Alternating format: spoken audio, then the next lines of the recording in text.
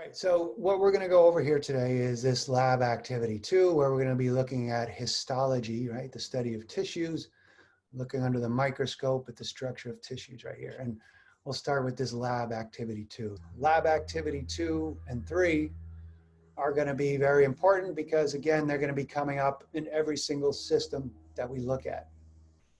All right, so this first one, I'm just going to walk you through the histology site and to try to get you an idea of what to look for.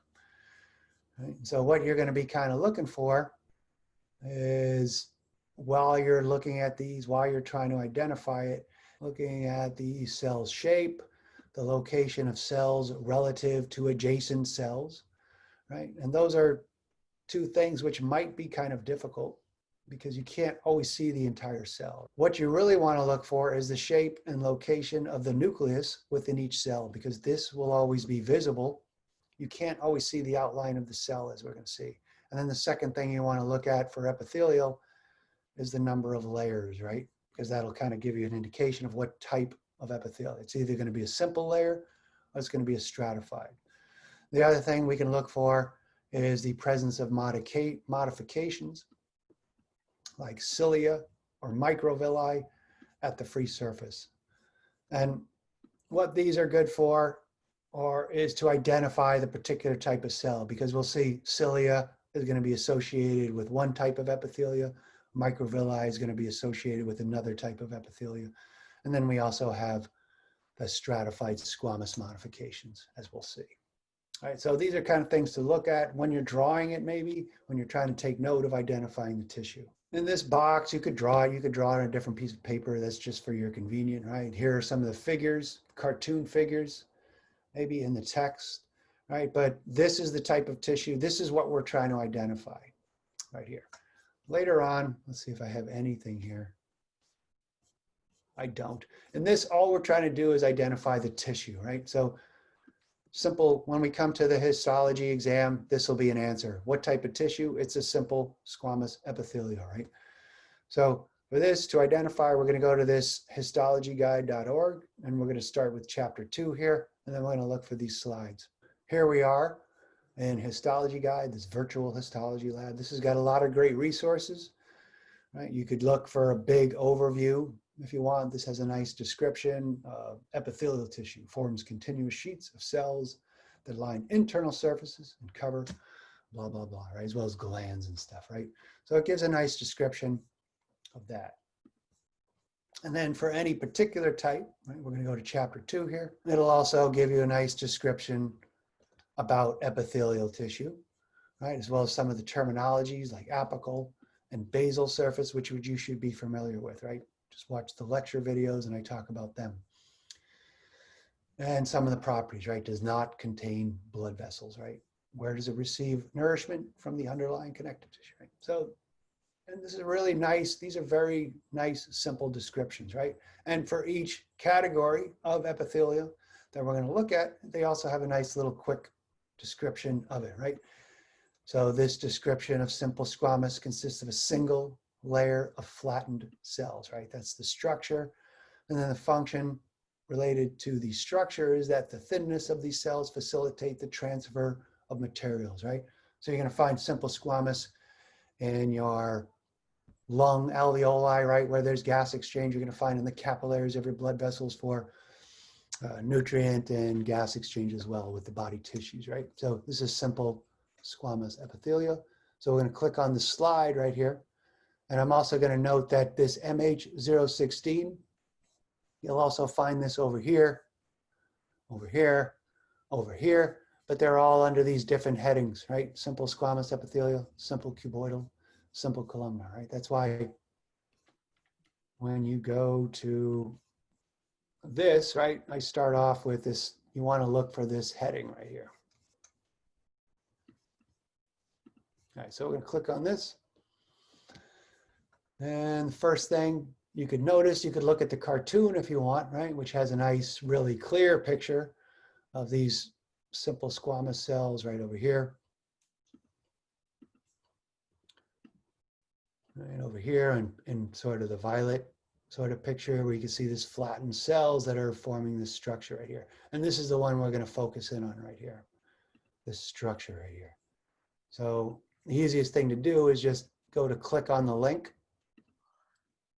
and it's going to zoom in on those samples. And in this case, it's even going to give you nice arrows pointing at those simple squamous cells right here, right? And so what you'll notice, the first thing, as opposed to this cartoon over here, is that you cannot see the entire cell body right here. All you can see is the nuclei, right? So all these right here are the nuclei of simple squamous cells. If this was a different type of stain or was more clear, right? You'd see something like this, right? The cell would be flat and it would be connected, the cell membrane would actually connect to the next cell around it right there.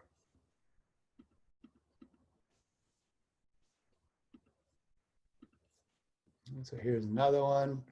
Right here, that would be the cell body kind of around it. It would be this flattened cell and be forming like this kind of structure right here. And I also want to point out, you don't have to recognize this as a kidney or a renal corpuscle, right? All you have to recognize is the simple squamous epithelial right here. So you'll also notice that this is a big mess, right? You've got all this sorts of different types of tissue, and throughout all that tissue right here, what you have to identify, right? I'm going to zoom in on stuff, and I'm going to say, there's a whole bunch of stuff. I'll say, what is this tissue? And you're going to say simple squamous. I might go over here and say, what is this type of tissue right here? And in that case, when you developed an eye for it, you're going to recognize this as a simple cuboidal cell. Notice over here in this description, they're only talking about simple squamous epithelial, right?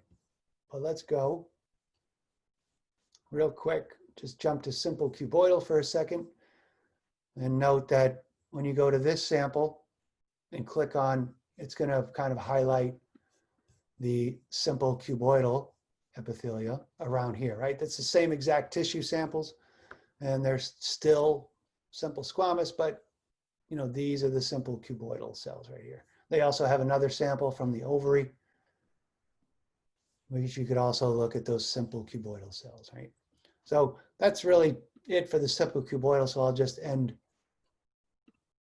about the simple cuboidal as noticing that you have for simple cuboidal, and we're never going to look at stratified cuboidal. So if you see these round nuclei like this, then even though you can't see the entire outline of the cell, which would be something like this, if this was a really nice staining, right? All you could see is the nuclei, and you'd see that the nuclei is nice and round, right? So that's kind of what you're looking for with that simple cuboidal epithelium, as opposed to these cells over here, which are flat, right? Squat, squashed, squamous. Cuboidal is going to be round. Even if you can't see the entire cell, you can make out the nuclei. So that's cuboidal, but let's go back to the squamous, because there's a couple of different types of squamous that I gave you here. One of them was this MHS281, this pavement epithelial. This gives a different view. Most of those, what you were looking at was a kind of a sectional view, right? Either a cross section or a longitudinal section. This is kind of a scraping of something or other, I guess on the mesentery or something like that, some kind of lining of something inside the body of a simple squamous epithelial. So what we're looking at here is we're looking kind of down, right, on it right here, and we're looking at the surface of it right here. And you can see the epithelial nature of it. That is all the cells. This is the whole cell body, and they're all forming this sheet of cells together in this weird shape right here. So the simple squamous cells have this kind of structure, like this fried egg sort of pattern right here. And so for this is a very simple layer, so you could actually see the underlying connective tissue a little bit under it. That's why the nuclei doesn't really seem to correspond to each individual cell, right? And you also can't see the actual shape, that flattened shape of the nuclei, because you're looking down on it. But this is just a particular type of sample of this simple squamous epithelial right there. So it's a whole mount of mesentery. That's some internal tissue inside your body. All right, but that's another sample. You should be able to recognize this as a simple squamous, although in truth, because you're just looking at the top layer, who's to say that this wasn't a stratified, right? There's really no way of actually knowing, but you're just supposed to look at these slides and say, oh yeah, that's a simple squamous. One of the other slides was in the eyeball, right over here, right? And we're gonna click on the simple squamous epithelial. And mind you, this is how you're gonna kind of find it, but I'm not necessarily gonna use the sample they zoom in on. I might be using this over here, but it's all the same. So you'll notice what you could make out for the most part is the nuclei, but these cells, you know, would extend, they'd form this kind of boundary. You can't really make out the entire cell body, but that's what you're looking at. You're looking at this simple squamous, these flattened cells right here, this epithelial, right? And then, you know, again, they are connected to each other, which makes it an epithelial. And while we're here, you're going to contrast this with this right here is some kind of connective tissue. Here's a cell, here's a cell, here's a cell. They're all kind of spread apart. Here, they're more or less a little more tightly bound, even if you can't see the entire cell membrane. We'll get to a point where we can see them. In fact, let's go over to the other side of the eyeball, because this is lying in the inside cavity, a protected area, so it's a simple layer. But this right here is facing the outside layer right here. So this brings us up into another type of epithelial tissue right here. So this is the outside. This is where your tears would be rolling down as you look at your test results, right? Over here, right? So this is exposed to the outside environment, and it's layered, it's a stratified layer, right? Because you need a little bit of an extra protection. A simple layer wouldn't do. And what you're going to notice here is that the shapes of the nuclei, which is all you could really see at this point, right? There are cells there, but you can't really see them, right? So this cell might look something like this.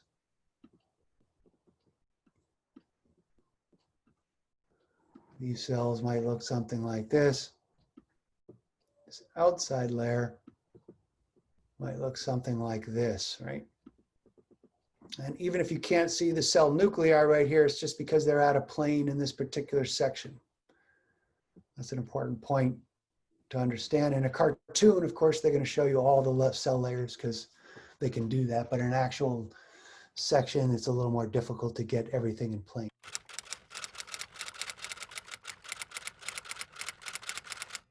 So here's where I'm going to get at with that right here, right? This isn't simple squamous. This is a different type of tissue. We've gone to the other side of the eyeball right here. So that sample, let me go back to that. This sample was kind of focusing on this simple squamous epithelial down here, but I moved to the other side of the eyeball, into that different tissue over here, and this is under the category of stratified squamous epithelial. Same picture. We're just going to focus on a different tissue right here, right? The cornea, the anterior surface of the cornea. So we're going to zoom in on that, and that's where we were, right? And so again, the cells over here might look like this.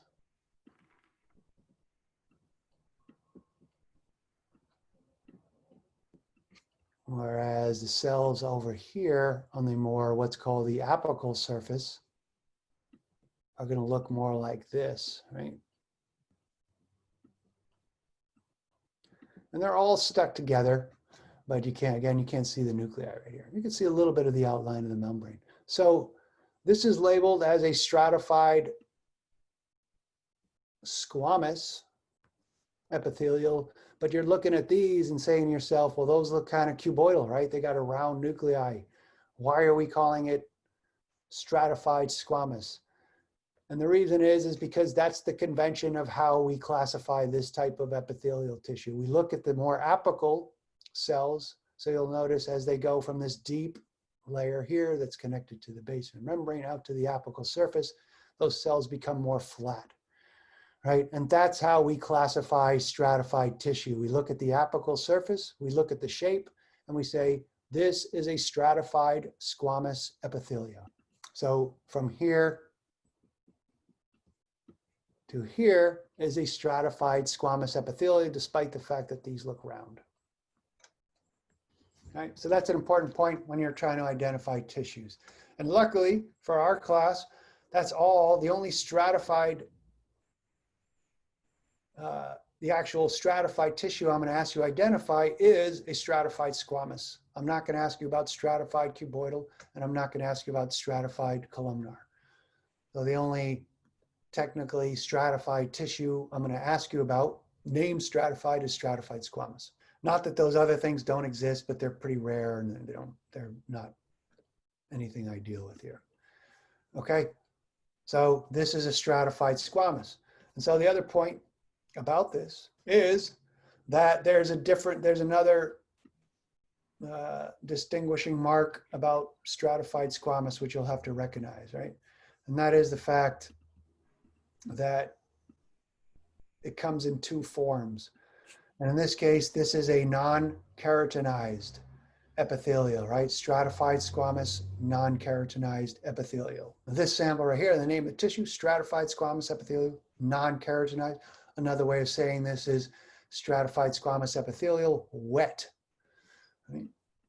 And so this is kind of an unusual example because most stratified squamous, non-keratinized is inside your body, like the inside of your mouth, your esophagus, right? This is on the external, but there's tears, right? It's wet. There's like the tear fluid, which is going to be covering this.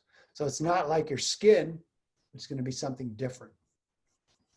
Okay, so this is stratified squamous wet. The cells right here on the apical surface are alive. They're living cells, unlike what we're going to see with our skin, right? Which is going to be a stratified squamous epithelial keratinized or stratified squamous epithelial dry. Okay, and this is the location-wise, it's the epidermis of your skin. That's where we'll find it, basically. That's nowhere else. So let's go to that. I'm going to go back to that, actually. Put a pin in that in your mental note.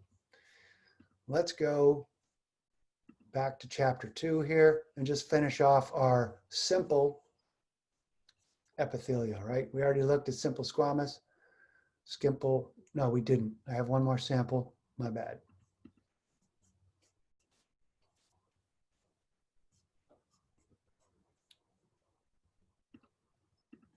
Over here, we looked at these three. There's also one that's not in chapter 3. It's in chapter 2, rather. It's in chapter 3 in the connective tissue box, slide box right here. And the reason I do this one is because it has really nice examples of blood vessels, right? And these simple squamous vessels, epithelia, are going to be lining these blood vessels right here. So you're going to go to this one right here, into this fetal pig snout, and look for blood vessels. So let me just go there real quick under the chapter 3 and go into this connective tissue one, scroll down, look for this fetal pig snout right here. And we're going to zoom on this. There's no link to these, so you're going to have to find it a different way. There's all sorts of tissue in here. In fact, this is another stratified squamous up here. You have all sorts of connective tissue, but interspersed everywhere around here, you can see these red dots. Those are blood vessels with blood cells in them right here. Right? Bigger, smaller ones, bigger ones, right? All sorts of different size. But if you could recognize blood cells, which you'll have to at some point anyway, then what you're going to want to do from there is to recognize what's lining those blood vessels, right? So this is a very small capillary, probably right here. And again, here's the nuclei of it right here. And they would have, if you could see them, some kind of outline like this making up the blood vessel. Let's find a better sample here. So they're all over the place, as you could see. So I could use any one of these. You're just going to want to look at the pattern, right? So here's a nice one. And again, blood vessels. The nuclei of those simple squamous cells. So here's the nuclei.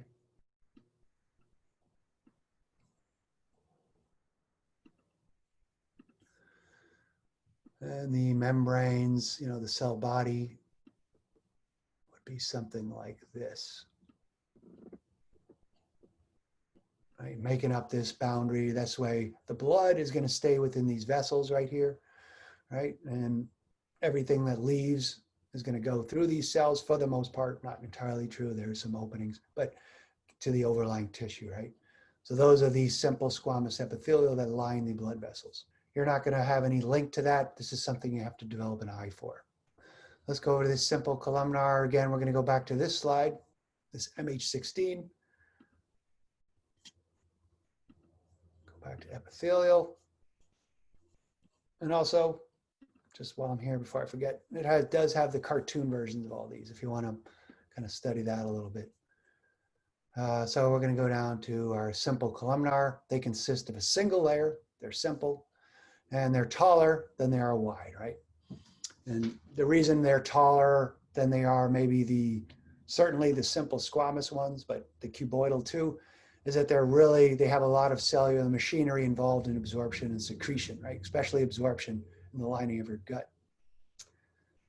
Over here, and what you're going to see, again, you can't make out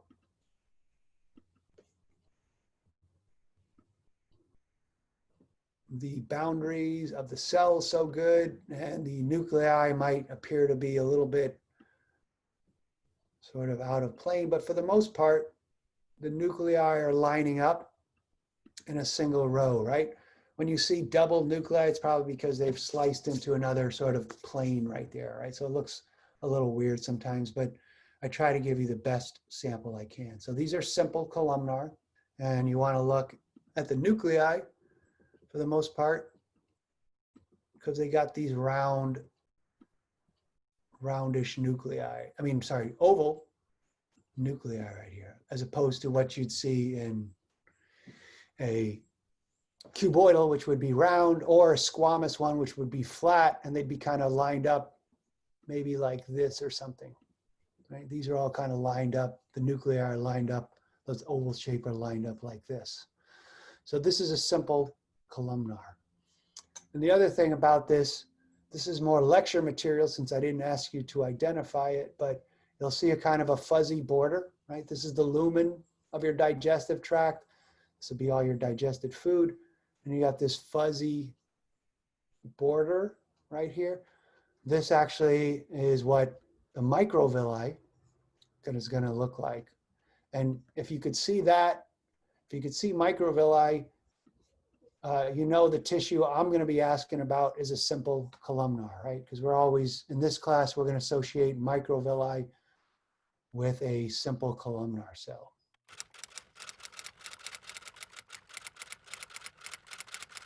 Let's look a little bit at this is the electron microscopy, which will give you a much more detailed view of that, right? So this is kind of what we were just looking at in a little more detail right there. And for this, I just want to know, for this lab practical, I'm not even asking you to identify, but it is a lecture type question, right? To identify like what's associated with what. So this is one of those simple columnar epithelial. You have goblet cells around here, these secretory cells that are secreting mucus on the layer right here. But then these are the simple columnar, right? This is the nuclei down here. These are the cell organelles, vesicles and stuff. Here's the cell surface.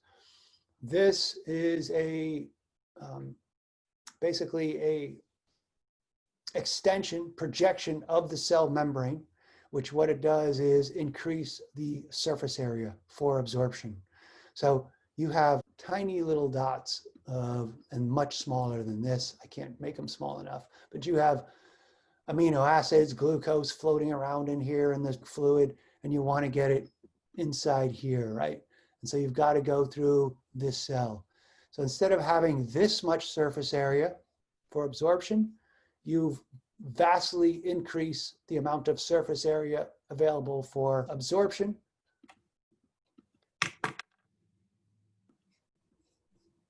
By these projections here. And that's what microvilli is all about, right? If you'd look internally, you'd have all these cytoskeleton elements under here, but they're just projections of the cell membrane that allow for an increase in surface area absorption, right? Again, this kind of gets more into our lecture type material because they don't ask you to identify that. But that's microvilli, right? We'll get back to cilia in a second, but I'll just point out now that if we looked at this one right here, which has both, this is your respiratory epithelium. These big purple ones are cilia, right? And they have a very different, these are like flagella, right? They flap around, they move stuff across the surface right there. These little blue things right here are the microvilli, right? So these have a very, let's see if we actually have, this is, if you remember anything from biology class, right? They have these very particular protein structures that kind of whip a tail, like a sperm tail or an amoeboid tail, not an amoeboid, like any kind of other, what do you call, flagellum type material, right? They move stuff, they move around, they're actively moving, whereas the cilia, whereas the microvilli is just there to kind of increase the surface area.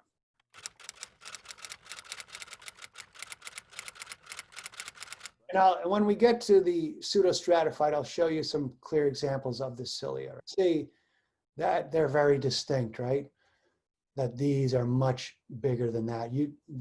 When we go back to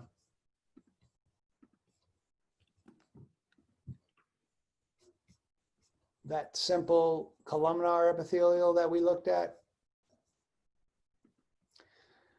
you could barely make out the microvilli. It's often described as a brush border, right? This fuzzy border right here. You can't really make it out. Let's go to your pseudostratified columnar epithelial, right? Which is going to be associated with cilia. In fact, when you describe it, you're going to say pseudostratified ciliated columnar epithelia, right? That'll always be associated with pseudostratified, at least in this class, right? So here, this is an example from the trachea. Again, you don't have to know the organ. You don't have to know, these other, well, you will eventually have to know these other tissues, right? This is cartilage, this is connective tissue. This layer that's facing the lumen is a tightly bound sheet of cells, right, called pseudostratified. And notice the difference, right? Here we are at 50 micron level. Right here, looking at this apical surface right here, these right here are cilia, right? This shag rug looking thing, right? Whereas this is also 50 micron. This just comes off as some sort of fuzzy border, like bush, if anything, and it's very much less distinct, especially in this really nicely prepared slice right here. All right. Thank you. So that's simple columnar. And even when you have, a weird kind of section like this where it looks like multiple nuclei, I'll try to give as best example to sort of have where the nuclei are lined up. In contrast, your pseudostratified is going to have this, it's going to look like here's a cell layer, here's a cell layer, maybe here's a cell layer. But the truth is that each one of these cells over here is connected to a basement membrane, right? Every one of these cells, this one, this one, this one, you only have a single cell that is connected to this basement membrane, right? So this cell over here, its nuclei is over here, but it would extend down to reach the membrane, right? Same thing with this one. over here, if you could see it, it would connect. So look at the cartoon versions of this and you'll get a better idea of what we're talking about here. All right, they'll all reach the basal surface. Not all of them, these down here, they're connected to the basal surface too, but they may not reach the apical surface, right? But you still have a single layer of cells, right? So this is a simple epithelial. It's called pseudostratified because it looks like it's stratified, but it's not really technically, right? So that's the thing about pseudostratified. Number two, it looks kind of stratified, but they're all connected. And you can always recognize, if you're able to recognize cilia, those distinct shag rug looking thing right here, then you know it's a pseudostratified, at least in my class. So that's pseudostratified. And that's the only sample I gave you right there. So what are we missing here? We went over simple squamous, cuboidal, simple columnar. We just went over pseudostratified. And we went over the non-keratinized with the eyeball. Let's take a look at our other example of in the esophagus of stratified squamous non-keratinized, right? And again, this is the lumen. This is where your food would be going down right here. In this sample, this is the outside layer around your neck or whatever, or your thoracic cavity. This would be the lumen, right? So a lumen is going to be lined with an epithelial tissue. This is a nice sample because you could actually see the cells, the entire cells, right? I don't have to draw them for you. But this, over here, you can see all the cells are connected to each other in this sheet of cells, this very thick layer of cells right here. So it's a epithelial for sure. And because it's a multi-layer, it's a stratified epithelial. And then we're going to look at the most apical layer, that is the layer facing the environment, in this case the lumen, and start to look over there and see that these cells are flattened, which makes this a stratified squamous. And what makes it non-keratinized is that the cells at the lumen are alive. Now, you can see the nuclei right here. These are live. This would have a, let's see if we can see any ducts. This will be a wet surface, right? You don't want to have something like the palms of your hand lining this when you're swallowing food. So there's going to be secretions coming from these ducts out onto the surface to make this all wet right there. Right? But that's a stratified squamous epithelial, and it's called non-keratinized because these cells are alive on the front right here, as opposed to the non-keratinized, keratinized, as we'll see. So this is a nice sample because you could make all the connections between the cells. And what you want to do also is distinguish between this epithelial layer, the sheet of cells, from the underlying connective tissue. Underlying all epithelial, you're going to go into this connective tissue layer. Notice here, all those cells are kind of scattered around, right? They're not directly connected to each other, right? You could have a little cell here. Mostly what connective tissue is filled with what we'll call extracellular matrix, right? And protein, collagen proteins, blood vessels, stuff like that. Right? Blood vessels, like widely scattered cells, all of a sudden, no blood vessels, tightly connected cells, right? When we go over connective tissue, you want to make this contrast because epithelial tissue is avascular, no blood vessels. So that's stratified squamous. So let's keep this up here so we can go back to it and compare it to a stratified squamous dry, right? And this sample, the most easily comparable sample is this MHS 235 stratified squamous keratinized, right? This is the outside layer of your skin. Location-wise, that's where you find stratified squamous keratinized. It's your skin. It's not inside your body. All right, so here, let's contrast this outside layer over here. All right, you could also kind of make out the connections in between the cells over here, but notice instead of a dark spot where the nucleus has been stained, And this particular stain, it stains like the DNA and stuff, so it comes out all dark. Here, there's a blank spot, right? This white spot right here.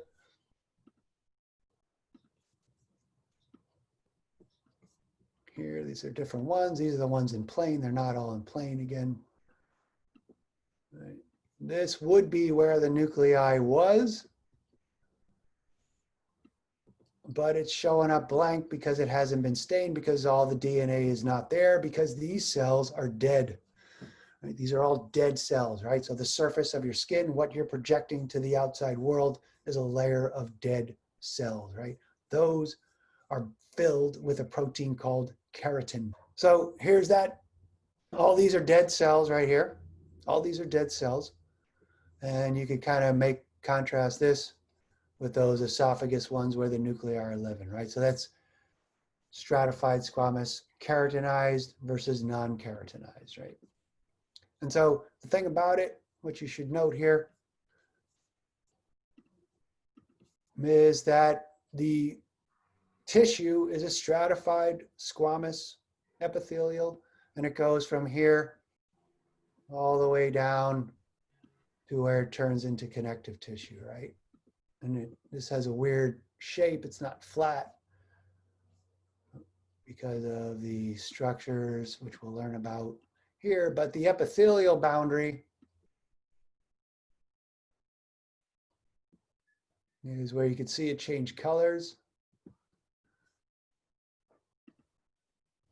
And when we zoom into it, whoa, it's going to go from this connective tissue layer where the cells are scattered and there's all this collagen fibers into this other where they're all tightly connected together, right? So this is, even though this is the only layer that's actually so-called keratinized, that is, it's full of keratin, they're dead cells, all these is still considered a stratified squamous keratinized epithelial, right? These all have keratin in them, they're just alive and they don't have as much, right? So this is called cornification, where they're nothing but keratin, but this is all a stratified squamous epithelial, right? And so these are roundish cells, and then these become flatter. So this is classified as stratified squamous versus it's not a stratified cuboidal.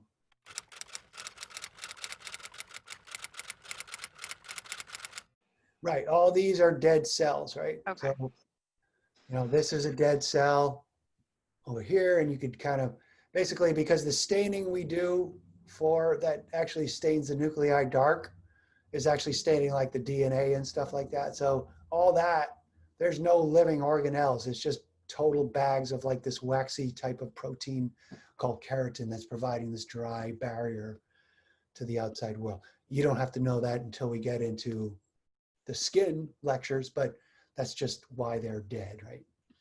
Or, a sort of relation, their structure function relationship. These are also dead or dying layers right here, but these are all living cells down here. Like any epithelial, it's constantly being replaced. So these are going to be dividing and kind of being pushed up here. So a month ago, these are this is in the beginning of September, right? And by the end, by October, they're going to be all the way out here and dead, right? So you replace your skin in any epithelial boundary, all the time. So that's your stratified squamous keratinized, right? So you're going to want to look at that compared to your stratified squamous non-keratinized. The last one I want to mention is this transitional epithelial.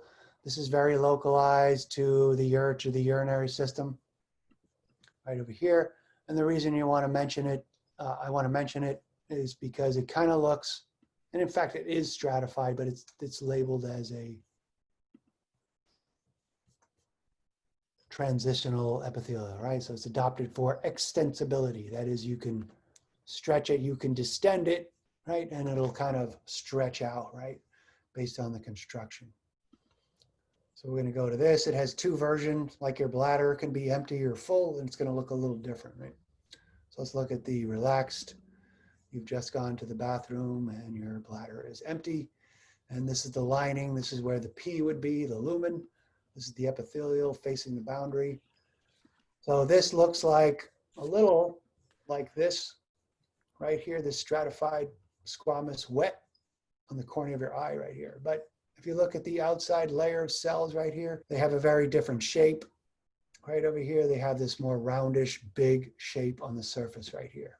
So this is your transitional epithelial. This is what it looks like when it's relaxed.